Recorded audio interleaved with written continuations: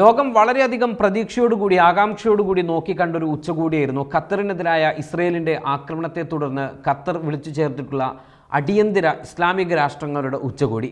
ആ ഉച്ചകോടി എന്ന കേട്ട ഉടനെ തന്നെ ലോകത്ത് അറബ് രാഷ്ട്രങ്ങൾക്കെതിരായിട്ടുള്ള വലിയ തരത്തിലുള്ള അനുമാനങ്ങൾ നേരത്തെ തന്നെ വന്നു. കാരണം അമേരിക്ക പറയുന്നതിനപ്പുറത്തേക്ക് പോകാൻ ഖത്തറിനോ അതല്ലെങ്കിൽ മറ്റ് ഇസ്ലാമിക രാഷ്ട്രങ്ങൾക്കോ ഒന്നും സാധ്യമല്ല എന്നും ഇസ്രായേലിനെതിരായിട്ടുള്ള ഉടൻ ഒരു തിരിച്ചടിയോ നീക്കമോ ഒന്നും ഉണ്ടാകില്ല എന്നും തന്നെ എല്ലാവരും അനുമാനിച്ചിരുന്നതാണ്. എന്നാൽ ആ അനുമാനത്തെ ശക്തിപ്പെടുത്തുന്ന തരത്തിലുള്ള പദ്ധതികൾ തന്നെയാണ് ഉച്ചകോടിക്ക് ശേഷം ഓരോ രാഷ്ട്രങ്ങളുടെ ഭാഗത്തു നിന്നും ഉണ്ടായത്. അതോടൊപ്പം തന്നെ ഉച്ചകോടിയിലും ഉയർന്നു വന്നിട്ടുള്ളത്. ഒരുപക്ഷെ അടിയന്തരമായിട്ടുള്ള ഒരു തിരിച്ചടിയോ ഏതെങ്കിലും തരത്തിലുള്ള കാര്യങ്ങളോ ഒന്നും ഉണ്ടാകില്ലെങ്കിൽ പോലും അറബ് രാഷ്ട്രങ്ങൾക്കിടയിൽ അമേരിക്കയോട് ഇസ്രയേലിനോട് പതിവിൽ കൂടുതലുള്ള ഒരു വിദ്വേഷവും രോഷവും അമർഷവും ഒക്കെ അവർ പ്രകടിപ്പിച്ച് മുന്നോട്ട് വന്നിട്ടുണ്ട് എന്നുള്ളതാണ് ഈ ഉച്ചകോടിയുടെ ഏറ്റവും പ്രധാനപ്പെട്ട മർമ്മപ്രധാനമായിട്ടുള്ള കാര്യങ്ങൾ എന്നതാണ് നമുക്ക് പറയാൻ സാധിക്കുക. പലതരത്തിൽ പല നേതാക്കളും ഇത് സംബന്ധിച്ചുള്ള പ്രസ്താവനകൾ നടത്തി. ഏറ്റവും കുറഞ്ഞ പ്രസ്താവന നടത്തിയിട്ടുള്ളത് സിറിയയുടെ പുതിയ പ്രസിഡൻ്റാണ്. അദ്ദേഹം 59 സെക്കൻഡിലുള്ള ഒരു പ്രസ്താവന മാത്രം നടത്തിക്കൊണ്ട് തൻ്റെ പ്രസംഗം അവസാനിപ്പിച്ചു. അദ്ദേഹം രാഷ്ട്രീയത്തിൽ പുതിയതാണ്, നേരത്തെ ഭീകര പട്ടികയിൽ ഇടം പിടിച്ച ആളാണ്. പിന്നീട് അദ്ദേഹം പ്രസിഡൻ്റായിട്ട് വരുന്നു. അമേരിക്ക ഭീകര പട്ടികയിൽ നിന്ന് ഇവരെ ഒഴിവാക്കി കൊടുക്കുന്നു. സ്വാഭാവികമായിട്ടും ഇസ്രയേലുമായി ചേർന്ന് നിന്നൊരു പ്രശ്നം ഉണ്ടാകാതെ പോവേണ്ട ആവശ്യകത നിലനിൽക്കുന്ന ഒരു രാഷ്ട്രം കൂടിയാണ്. അതോടൊപ്പം തന്നെ ഇസ്രയേലിൻ്റെയും അമേരിക്കയുടെയും തുർക്കിയുടെയും ഒക്കെ പിന്തുണയോടുകൂടി തന്നെ അധികാരത്തിലേക്ക് വന്ന ആളാണ്. അതുകൊണ്ട് തന്നെ അദ്ദേഹത്തിൻ്റെ ഭാഗത്തു നിന്ന് അതൊക്കെ തന്നെ പ്രതീക്ഷിക്കാം. എന്നാൽ മറ്റു രാഷ്ട്രങ്ങളുണ്ട്. ഉദാഹരണത്തിന് ഖത്തർ, സൗദി, തുർക്കി അങ്ങനെ തുടങ്ങിയിട്ടുള്ള UAE അടക്കമുള്ള ജോർദാൻ അടക്കമുള്ള രാഷ്ട്രങ്ങളുടെ നേതാക്കൾ. ഇതിൽ എടുത്തു പറയേണ്ട കാര്യം സ്വാഭാവികമായിട്ടും ഇസ്രയേലുമായിട്ട് വളരെ നല്ല സമീപനത്തോടു കൂടി പോകുന്ന രാഷ്ട്രങ്ങളാണ് ഈജിപ്തും ജോർദാനും. ഇതിൽ ജോർദാൻ രാജാവായിട്ടുള്ള അബ്ദുള്ള രണ്ടാമൻ്റെ ഭാഗത്തു നിന്ന് വളരെ ശക്തമായിട്ടുള്ളൊരു പ്രസ്താവന വന്നു. എന്നാൽ ഈജിപ്ത് വളരെയധികം നിരാശപ്പെടുത്തി എന്നാണ് നമുക്ക് പറയാൻ സാധിക്കുക. നമുക്ക് ഓരോ രാഷ്ട്രങ്ങളുടെയും നേതാക്കൾ എന്താണ് ഈ വിഷയവുമായി ബന്ധപ്പെട്ട് പ്രസംഗിച്ചിട്ടുള്ളത് എന്നത് സംബന്ധിച്ചുള്ള ഒരു പരിശോധനയാണ് നമ്മൾ. ആദ്യം നമുക്ക് അറബ് ലീഗ് സെക്രട്ടറിയുടെ ഒരു പ്രസ്താവന തന്നെ പരിശോധിക്കാം. ഇസ്രായേൽ ഒരു തെമ്മാടി രാഷ്ട്രമാണ്. അവരുടെ ആക്രമണങ്ങൾക്ക് നേരെ അന്താരാഷ്ട്ര സമൂഹം തുടരുന്ന മൗനം വെടിയണമെന്നും Arab League secretary general Ahmed Abdul ഗെയ്സ് ആവശ്യപ്പെടുന്നുണ്ട്. ഉച്ചകോടി ഇസ്രായേലി ആക്രമണത്തിനെതിരായ അറബ് ഇസ്ലാമിക രാജ്യങ്ങളുടെ ഉറച്ച നിലപാടാണ് കാണിക്കുന്നത് എന്നും OIC സെക്രട്ടറി ജനറൽ ഹിസീൻ ഇബ്രാഹിം ത്വാഹയും വ്യക്തമാക്കി. വഞ്ചനാപരവും ഭീരുത്വവും നിറഞ്ഞതായ ആക്രമണമാണ് ഖത്തറിന് നേരെ ഉണ്ടായത് എന്നാണ് ഖത്തർ അമീർ Sheikh Tamim bin Hamad Al താനി പറയുന്നത്. ഉച്ചകോടിയിൽ പങ്കെടുത്ത പ്രധാന രാജ്യങ്ങളിൽ നിന്നുള്ള പ്രതിനിധികളുടെ പ്രസ്താവനകൾ ഇങ്ങനെയാണ്. ചർച്ചകൾ പരാജയപ്പെടുത്താൻ ഇസ്രായേൽ ശ്രമിക്കുകയാണ് എന്നും ഇവർക്ക് യുദ്ധം അവസാനിപ്പിക്കാൻ ഒരു താല്പര്യവുമില്ലെന്നും ഖത്തർ അമീർ തമീം ബിൻ ഹമദ് അൽ താനി തൻ്റെ ഉദ്ഘാടന പ്രസംഗത്തിൽ പറയുകയുണ്ടായി. ബന്ദികളെ മോചിപ്പിക്കണമെന്ന് നിങ്ങൾ നിർബന്ധിക്കുകയാണെങ്കിൽ പിന്നെ എന്തിനാണ് അവർ എല്ലാ ചർച്ചക്കാരെയും കൊല്ലുന്നത്? നമ്മുടെ രാജ്യത്തിനെതിരെ വ്യോമാക്രമണത്തിനായി ഡ്രോണുകളും വിമാനങ്ങളും അയക്കുമ്പോൾ ഇസ്രയേലിൽ നിന്നുള്ള പ്രതിനിധി സംഘങ്ങൾക്ക് നമ്മുടെ രാജ്യത്ത് എങ്ങനെ ആതിഥേയത്വം വഹിക്കാൻ കഴിയും? അറബ് മേഖല ഇസ്രയേലിൻ്റെ സ്വാധീന മേഖലയായി മാറുന്നത് നെതന്യാഹു സ്വപ്നം കാണുന്നുണ്ട്. എന്നാൽ ഇതൊരു അപകടകരമായ മിഥ്യയാണെന്നും അദ്ദേഹം പറയുന്നു. ഇസ്രയേലും ഹമാസും തമ്മിലുള്ള ചർച്ചകൾ സഹോദര രാജ്യമായ ഈജിപ്തിൻ്റെയും അമേരിക്കയുടെയും സഹായത്തോടെ ഒരു ലക്ഷ്യത്തിലെത്താൻ പോവുകയായിരുന്നു. ഇത് നിരവധി ബന്ദികളെ മോചിപ്പിക്കുന്നതിന് കാരണവുമായിട്ടുണ്ട്. നാറ്റോ മോഡൽ സൈനിക സഖ്യം വേണം എന്നാണ് ഇറാഖ് ആവശ്യപ്പെട്ടത്. ഇസ്രായേൽ അറബ് രാജ്യങ്ങൾക്ക് നേരെ ആക്രമണം തുടരുന്ന സാഹചര്യത്തിൽ പ്രതിരോധിക്കാൻ നാറ്റോ മോഡലിൽ ഒരു സൈനിക സഖ്യം രൂപീകരിക്കേണ്ടതുണ്ട് എന്നാണ് ഇറാഖ് പ്രധാനമന്ത്രിയായിട്ടുള്ള മുഹമ്മദ് ഷിയ അൽ സുദാനി ഉച്ചകോടിയിൽ ആവശ്യപ്പെടുന്നത്. ഏതൊരു അറബ് ഇസ്ലാമിക രാജ്യത്തിൻ്റെയും സുരക്ഷയും സ്ഥിരതയും നമ്മുടെ കൂട്ടായ സുരക്ഷയുടെ അവിഭാജ്യ ഘടകമാണ്. നിലവിലെ സാഹചര്യങ്ങൾ അപലപിക്കുന്നതിനൊപ്പം ഒന്നിച്ചുള്ള കൂട്ടായ നടപടികളിലേക്ക് നീങ്ങാൻ ആവശ്യപ്പെടുന്നു എന്നാണ് അദ്ദേഹം പറഞ്ഞത്. UN സെക്യൂരിറ്റി കൗൺസിലിനും ജനറൽ അസംബ്ലിക്കും യൂറോപ്യൻ യൂണിയനും മറ്റ് അന്താരാഷ്ട്ര വേദികൾക്കും ഞങ്ങളുടെ നിലപാട് അറിയിക്കാൻ ഒരു സംയുക്ത അറബ് ഇസ്ലാമിക് കമ്മിറ്റി രൂപീകരിക്കാനും അദ്ദേഹം നിർദ്ദേശിച്ചിട്ടുണ്ട്. നമ്മുടെ രാജ്യങ്ങളുടെ സുരക്ഷ ചർച്ചയുടെ വിഷയമല്ലെന്ന വ്യക്തമായ സന്ദേശം നൽകാൻ നമുക്ക് മുമ്പിൽ ഒരവസരമുണ്ട്. അദ്ദേഹം അറബ് നേതാക്കളെ ഓർമ്മിപ്പിച്ചു. ഇസ്രയേലിനെ തടയുന്നതിൽ പരാജയപ്പെടുന്നത് കൂടുതൽ അസ്ഥിരതയിലേക്ക് നയിക്കുമെന്നും ഒരു കക്ഷിക്കും സുരക്ഷ നൽകില്ല എന്നുമാണ് അദ്ദേഹത്തിൻ്റെ വാദം. സ്വയം പര്യാപ്തത കൈവരിക്കണം എന്നാണ് തുർക്കി പ്രസിഡന്റ് റെച്ചപ്പ് തയ്യിബ് എർദോഗാന്റെ ആവശ്യം. നമ്മൾ എടുത്തു പറയേണ്ട കാര്യം, ഈ വിഷയവുമായി ബന്ധപ്പെട്ടുകൊണ്ട് ഇന്ന് ഏറ്റവും ശക്തമായ ഒരു പ്രസ്താവന നടത്തുന്ന ഒരു രാഷ്ട്രം തുർക്കിയാണ്. മറ്റു പലപ്പോഴും നമ്മൾ തന്നെ നമ്മുടെ പല വാർത്തകളിലും എർദോഗാന്റെ ഇരട്ടത്താപ്പ് നയങ്ങൾക്കെതിരെ വളരെ ശക്തമായിട്ട് നമ്മൾ വിഷയങ്ങൾ അവതരിപ്പിക്കുകയും വളരെ കൃത്യമായി അന്ന് അതിനുണ്ടായ സാഹചര്യങ്ങൾ വിവരിക്കുകയൊക്കെ ചെയ്തിട്ട്, എന്നാൽ എർദോഗാനും ഇസ്രയേലും തുർക്കിയും തമ്മിലുള്ള ബന്ധം അനുദിനം വഷളായിക്കൊണ്ടിരിക്കുകയാണ് എന്നും ഒരു പക്ഷേ തങ്ങളുടെ തുർക്കിയിൽ അവസരം കൊടുത്തിട്ടുള്ള അല്ലെങ്കിൽ തുർക്കിയിൽ പാർപ്പിച്ചിരിക്കുന്ന, തുർക്കിയിൽ പല ബന്ധങ്ങളും സ്ഥാപിച്ച് പ്രവർത്തിച്ചു കൊണ്ടിരിക്കുന്ന ഹമാസ് നേതാക്കളെ മോചിപ്പിച്ചില്ലെങ്കിൽ തുർക്കി ആക്രമിക്കാൻ ഇസ്രയേൽ ലക്ഷ്യമിട്ടിരുന്നു എന്ന് ഒരു ലെബനീസ് മാധ്യമം റിപ്പോർട്ട് ചെയ്തതിന് പിന്നാലെ വളരെ തരത്തിലുള്ള അഭ്യൂഹങ്ങൾ പരന്നിട്ടുണ്ട്. മാത്രമല്ല, മുൻപ് തുർക്കിയുടെ ഒരു വ്യോമ മേഖലയ്ക്ക്, സിറിയയിൽ പ്രവർത്തിക്കുന്ന വ്യോമ മേഖലയ്ക്ക് സമീപം ഇസ്രയേൽ ബോംബാക്രമണം നടത്തിയതുമൊക്കെ ഇരു രാജ്യങ്ങളും തമ്മിലുള്ള ബന്ധം വഷളായിക്കൊണ്ടിരിക്കുകയാണ്. മാത്രമല്ല, തുർക്കി സിറിയയിൽ, പ്രത്യേകിച്ച് തുർക്കിക്ക് താല്പര്യമുണ്ട്, ഒരു സുന്നി ഭരണധാരയിലേക്ക് എർദോഗാന്റെ രീതിയിലുള്ളൊരു സംവിധാനം കൊണ്ടുവരാൻ എർദോഗാൻ ആഗ്രഹിക്കുന്നു. ആ ഭരണം അവിടെ വരികയോ അല്ലെങ്കിൽ എർദോഗാന്റെയോ തുർക്കിയുടെയോ സ്വാധീനം ഇവിടെ ഈ സിറിയയിൽ കടന്നു വരികയോ ചെയ്താൽ സ്വാഭാവികമായും ഇസ്രയേൽ വീണ്ടും അസ്വസ്ഥമായിക്കൊണ്ടിരിക്കും എന്ന് വളരെ കൃത്യമായ ബോധ്യമുള്ള ആൾ കൂടിയാണ് ബെഞ്ചമിൻ നെതന്യാഹു. അതുകൊണ്ട് തന്നെ ഒരിക്കലും സിറിയ ശാന്തമായിരിക്കാൻ ബെഞ്ചമിൻ നെതന്യാഹു ആഗ്രഹിക്കുന്നില്ല. ഈ പ്രശ്നങ്ങളും അതോടൊപ്പം തന്നെ ഹമാസിന് അഭയം കൊടുക്കുന്ന ഏത് രാജ്യത്തെയും അതിർത്തികൾ ഞങ്ങൾക്ക് പ്രശ്നമല്ല, ദൂരം ഞങ്ങൾക്ക് പ്രശ്നമല്ല എന്ന് വ്യക്തമാക്കിക്കൊണ്ട് ആക്രമിച്ചുകൊണ്ടിരിക്കുന്ന ബെഞ്ചമിൻ നെതന്യാഹു എർദോഗാന്റെ തുർക്കിയെയും ആക്രമിക്കാൻ ലക്ഷ്യമിട്ടിരുന്നു എന്ന വാർത്ത വീണ്ടും ഇതുമായി ബന്ധപ്പെട്ടിട്ടുള്ള ആശങ്കകൾ ഉയർത്തിക്കൊണ്ടിരിക്കുകയാണ്. ആ എർദോഗാന്റെ ഉപദേശകൻ തന്നെയാണ് ഈ ഒരു ഖത്തറിനെതിരായ ആക്രമണം നടന്ന ഉടനെ തന്നെ വളരെ ശക്തമായിട്ടുള്ള ആദ്യത്തെ പ്രതികരണം നടത്തിയിട്ടുണ്ടായിരുന്നത്.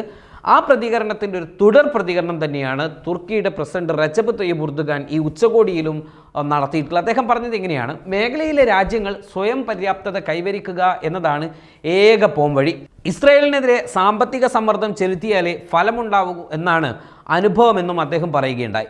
UN ചാപ്റ്ററിനെ പരസ്യമായി ലംഘിക്കുകയും നിയമങ്ങൾ അടിസ്ഥാനമാക്കിയുള്ള അന്താരാഷ്ട്ര സംവിധാനത്തെ വെല്ലുവിളിക്കുകയും ചെയ്യുന്ന മാനസികാവസ്ഥയാണ് ഇസ്രായേലിൻ്റെത്. കാരണം അവരുടെ കുറ്റകൃത്യങ്ങൾ ശിക്ഷിക്കപ്പെടാതെ പോവുകയാണ്. ഇസ്രായേൽ ഉദ്യോഗസ്ഥരുടെയിൽ പോലും അത്യാഗ്രഹവും രക്തദാഹം മനോഭാവവുമുണ്ട്. കൂട്ടക്കൊലകൾ തുടരാനും മേഖലയെ അരാജകത്വത്തിലേക്ക് വലിച്ചിടാനും നെതന്യാഹു ശ്രമിക്കുകയാണ്. ദോഹ ആക്രമണം ഇസ്രയേലിൻ്റെ കൊള്ളയടിക്കലിലെ പുതിയ തലത്തിലേക്ക് നയിച്ചിട്ടുണ്ട്. ഇസ്രയേലിൽ സാമ്പത്തിക സമ്മർദ്ദം ചെലുത്തണം. മുൻകാല അനുഭവം അത്തരം സമ്മർദ്ദത്തിൻ്റെ വിജയം തെളിയിച്ചിട്ടുണ്ട് എന്നാണ് അദ്ദേഹം പറഞ്ഞു വെക്കുന്നത്. അതേസമയം തന്നെ ഈജിപ്ത് പ്രസിഡന്റ് അബ്ദുൽ ഫത്താഹ് അൽ സീസി വളരെ ലോലമായിട്ടുള്ളൊരു പ്രസ്താവനയാണ് ഈ വിഷയവുമായി ബന്ധപ്പെട്ട് നടത്തിയത് എന്ന് നമുക്ക് നോക്കാൻ സാധിക്കും.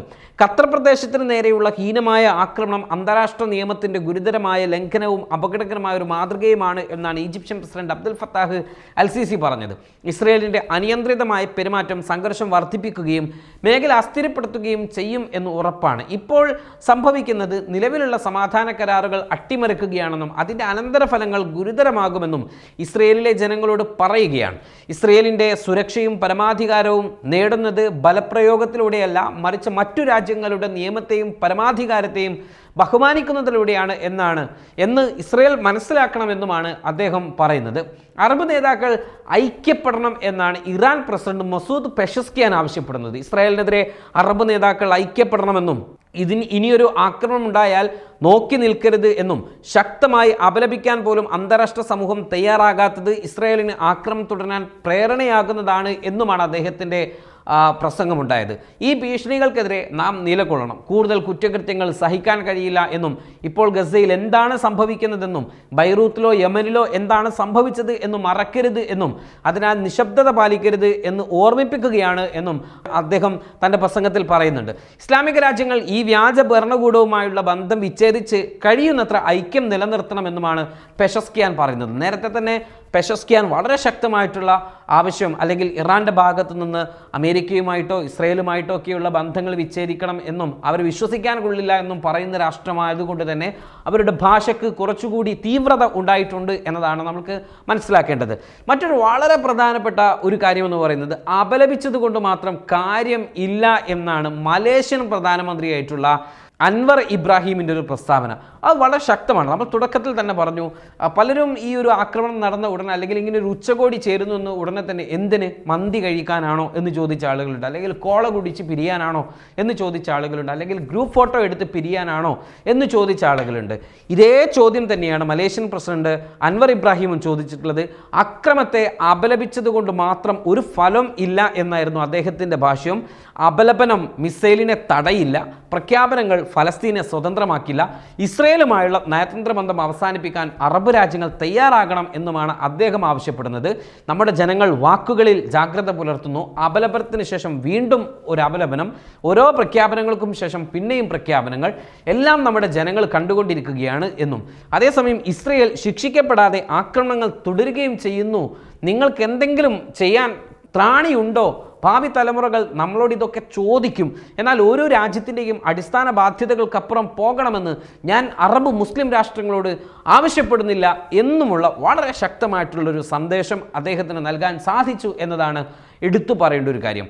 അതോടൊപ്പം തന്നെ ഫലസ്തീൻ പ്രസിഡന്റ് മഹ്മൂദ് അബ്ബാസ് പറഞ്ഞത് ശക്തമായ തിരിച്ചടി നൽകണം എന്നാണ്. ഈ ലംഘനങ്ങൾ ആവർത്തിക്കാതിരിക്കാൻ പ്രായോഗിക നടപടികൾ സ്വീകരിക്കണമെന്ന് ഞാൻ ആവശ്യപ്പെടുകയാണ്. ഇസ്രയേലിലെ തീവ്ര വലതുപക്ഷ സർക്കാരിന് നമ്മുടെ മേഖലയിലെ സമാധാനത്തിനും സുരക്ഷയ്ക്കും പങ്കാളികളാകാൻ കഴിയില്ല. ദുഷിച്ച ഭരണകൂടവും അതിൻ്റെ പെരുമാറ്റവും അവസാനിപ്പിക്കാൻ US-ൻ്റെയും UN സുരക്ഷാ സമിതിയുടെയും ഉറച്ച ഇടപെടലുകളും ആവശ്യപ്പെടുന്നു എന്നുമാണ് അദ്ദേഹത്തിൻ്റെ ആവശ്യം. ഇസ്രയേൽ ഉയർത്തുന്ന ഭീഷണി പരിധിയില്ലാത്തതാണ് എന്നാണ് ജോർദാൻ രാജാവ് പറഞ്ഞത്. ആ പരിധിയില്ലാത്തതിൻ്റെ ഏറ്റവും ഒടുവിലത്തെ തെളിവാണ് ദോഹയിലെ ആക്രമണം എന്നും അദ്ദേഹം പറയുകയുണ്ടായി. നമ്മുടെ പ്രതികരണം വ്യക്തവും നിർണായകവും എല്ലാറ്റിനുമുപരിയായി ഇസ്രയേലിനെ പിന്തിരിപ്പിക്കുന്നതുമായിരിക്കണം. ഇസ്രയേലിനെ നേരിടാനും ഗാസയിലെ ആക്രമണം അവസാനിപ്പിക്കാനും കൂടുതൽ ഫലസ്തീനികളെ കുടിയൊഴിപ്പിക്കുന്നത് തടയാനും ഉച്ചകോടി പ്രായോഗിക നടപടികൾ കൈക്കൊള്ളണമെന്നും അദ്ദേഹം ആവശ്യപ്പെട്ടു. ഇത് നമ്മുടെ രാജ്യങ്ങളുടെ നിലനിൽപ്പിൻ്റെ പ്രശ്നമാണ് എന്താണ് ഇന്തോനേഷ്യ വളരെ വ്യക്തമായിട്ട് പറഞ്ഞു വെക്കുന്നത്.